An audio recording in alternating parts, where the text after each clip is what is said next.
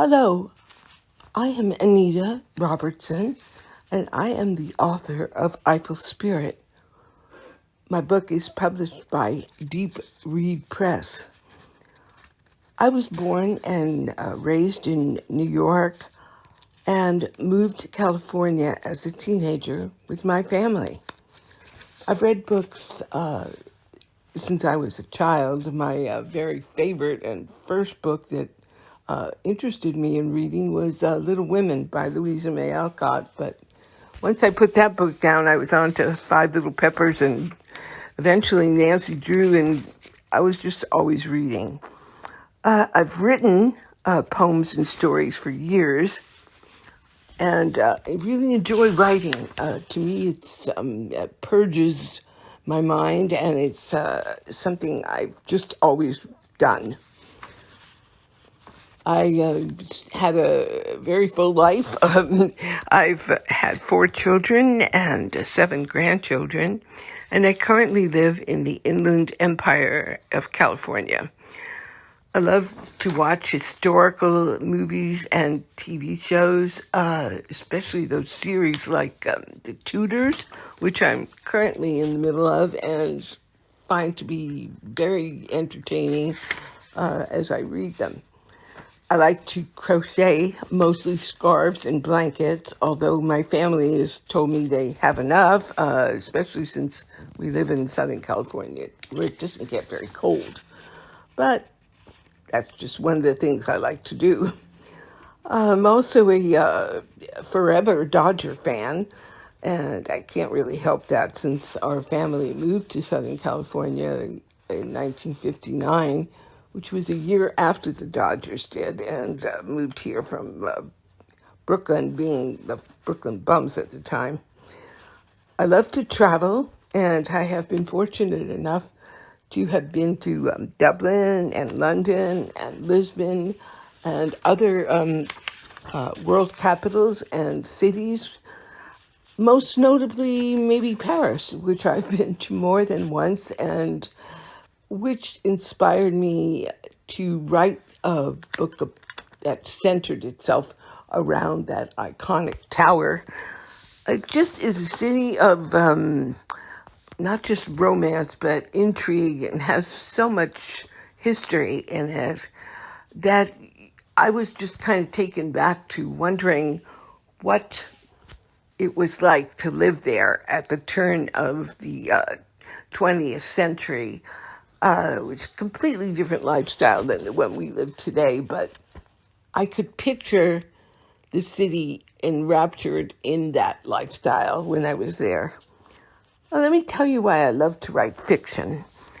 I love to write it because, first of all, you get to create your own characters, which is kind of fun and which I really enjoy doing.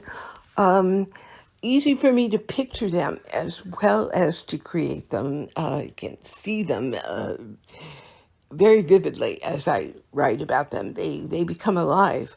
Of course, I also get to create not only just a hero or heroine, but a villain, which is really fun to do. You get to create a story, but then stories within that story, so that your characters become more than two-dimensional. And that's always a challenge, but it's always an adventure to do that. In writing Eiffel Spirit, took me a couple of years because parts of the story would just come to me when I didn't expect it. When I write fiction, the people in my book kind of come to life and they tell me what they want to do. Sounds ridiculous, but I'll think about them in the middle of the night and come up with an idea for something intriguing. So the main character of Eiffel Spirit is a young woman called Natalie Bertrand, and she is orphaned as a young girl when her mother passes, and then destitute, more or less, except that she is fortunate enough to live in an apartment over the bakery where she has lived since she was a young child. The woman who owns the bakery is a very good friend of her family's, and but unable to afford to keep Natalie there. So she must go out and find her own position in the world. She does, as a young girl, goes and becomes an au pair with a Paris family, which is a kind of well-to-do family, and who has a young child that needs care.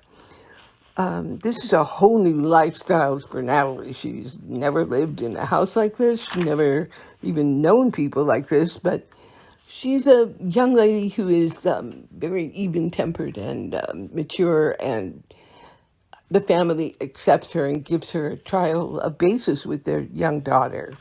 She is adopted eventually by the family, or accepted rather by the family, and becomes part of the family, which is really an amazing thing. However, she is that kind of person that would fit in like that.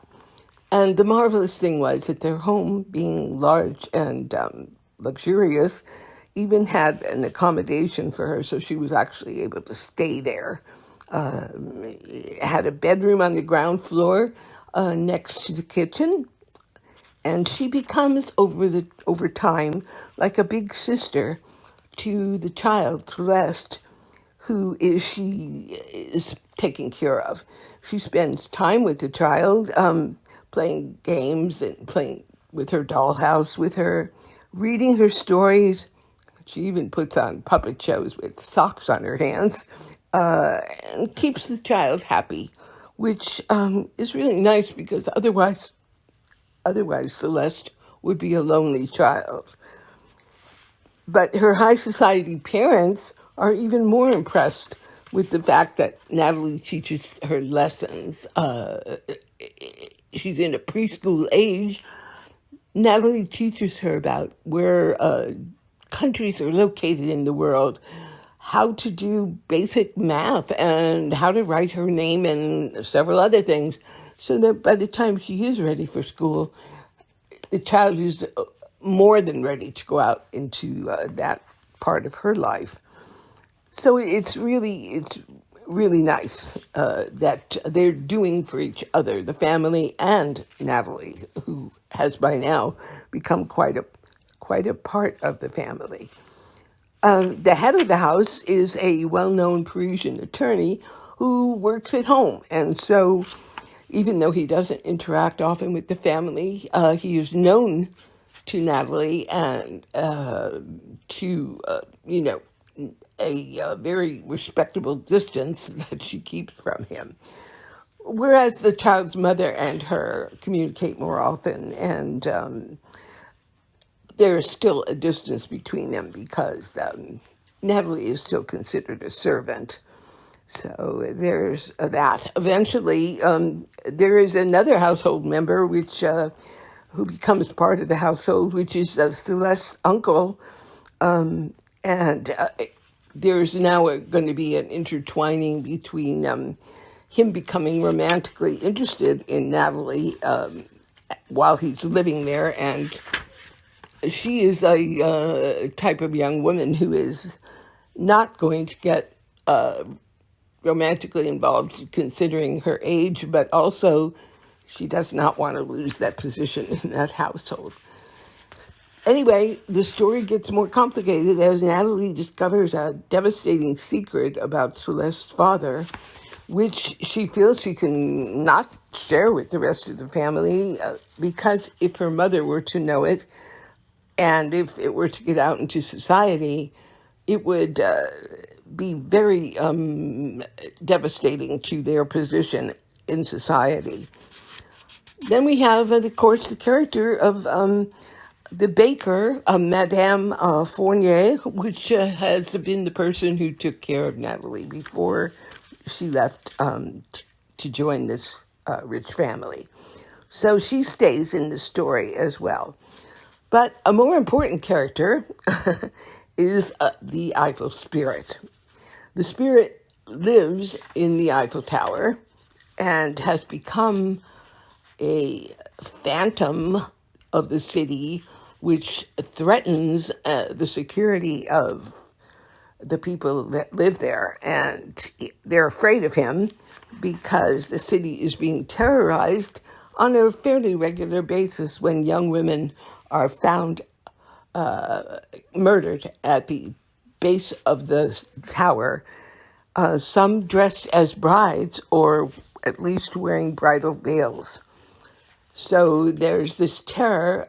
Screams are heard from the tower when these horrible events happen, and no one seems to be able to come up with a solution, including the Paris police who have tried to investigate this.